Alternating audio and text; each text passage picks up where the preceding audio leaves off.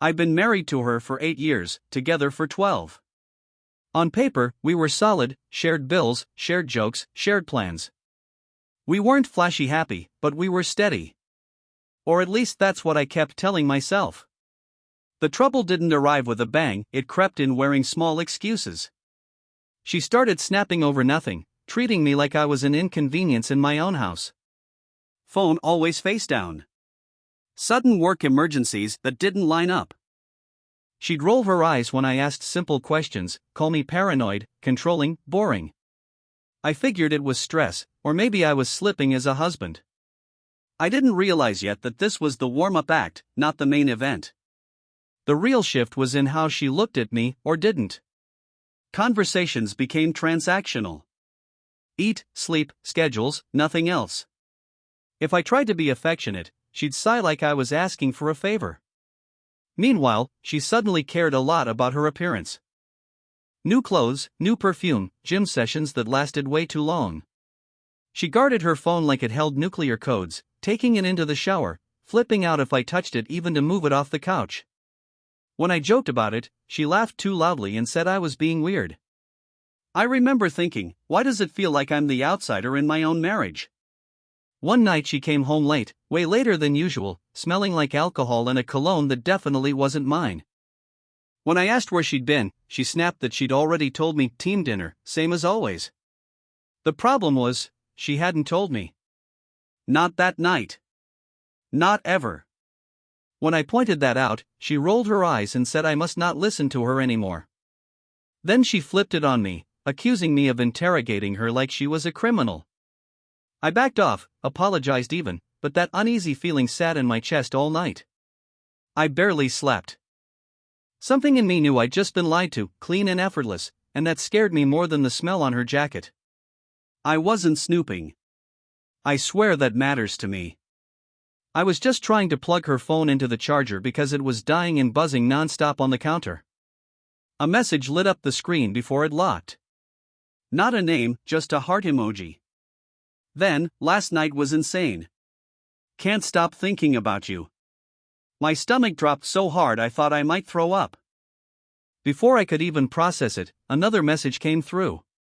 Explicit. No room for interpretation. I set the phone down like it was hot, hands shaking, ears ringing. In that moment, every weird behavior, every insult, every cold look snapped into focus. I didn't need more proof. I already knew. When she walked in and saw me sitting there, she knew. I didn't yell. I didn't throw the phone. I just asked one question, who is he? She laughed. Actually laughed. Said I was being dramatic, that it was just flirting, that I should stop jumping to conclusions. When I mentioned the messages, her smile vanished and she immediately went on the offensive. Said I invaded her privacy. Said I was insecure. Said if I hadn't been so emotionally distant, she wouldn't have needed attention elsewhere. It was surreal watching her rewrite reality in real time, like I was the one on trial. That was the moment I realized lying came as easily to her as breathing. I pressed her, calmly at first, then not so calmly. Every answer contradicted the last. First it was a coworker. Then a friend from the gym. Then suddenly it was nothing physical, just talking. When I repeated her own words back to her, she accused me of twisting things.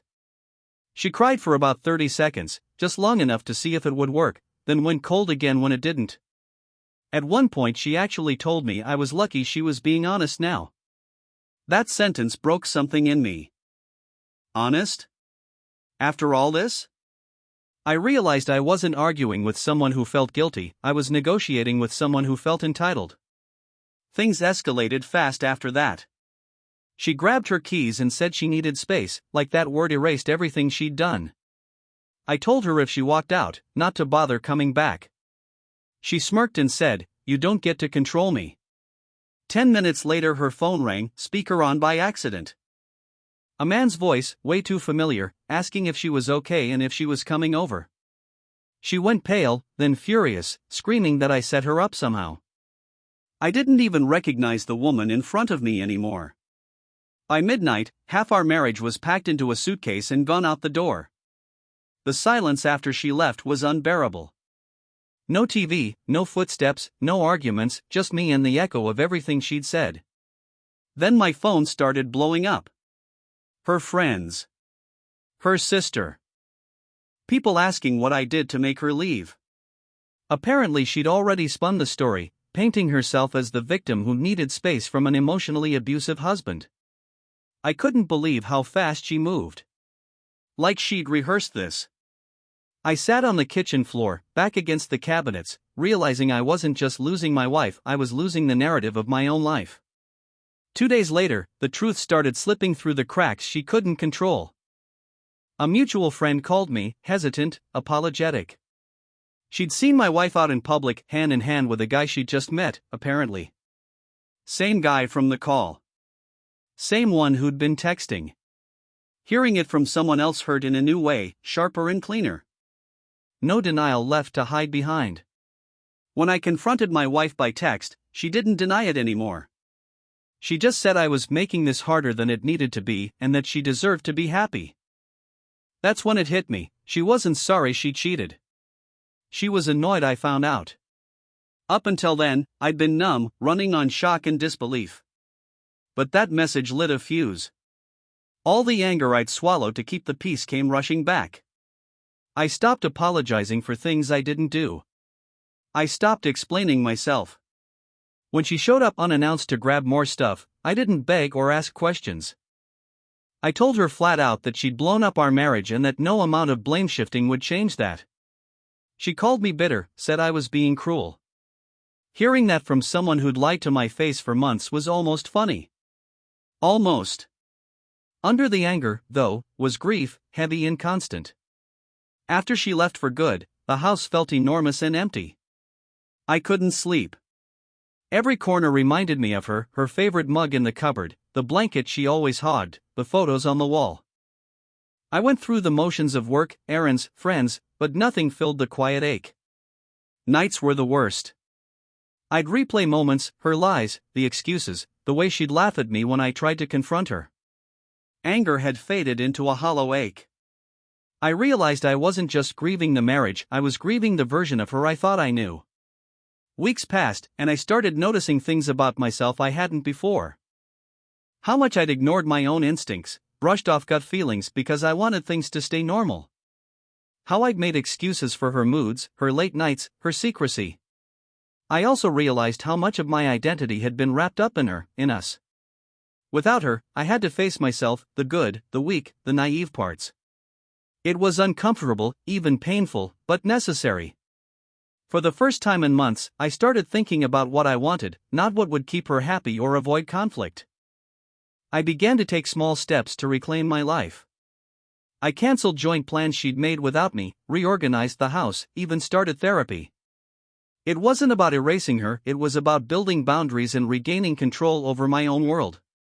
Friends became my anchor. I talked honestly for the first time in years, without sugarcoating. Every day had its triggers, her favorite song, a joke she used to tell, but with each one, I realized I could feel the pain without letting it define me. Slowly, I started seeing a future that didn't include her betrayal. Looking back, I see the signs I ignored, the excuses I made, and the illusions I clung to. The biggest lesson? You can't control someone else's choices, only how you respond. Betrayal hurts, it shatters trust, and it changes you, but it doesn't have to destroy your life. I've learned to listen to my instincts, to value my own worth, and to set boundaries I won't compromise. Life goes on, messy and unpredictable, but I'm stronger now. And if I could tell anyone going through this one thing, don't lose yourself waiting for someone else to change, start with yourself.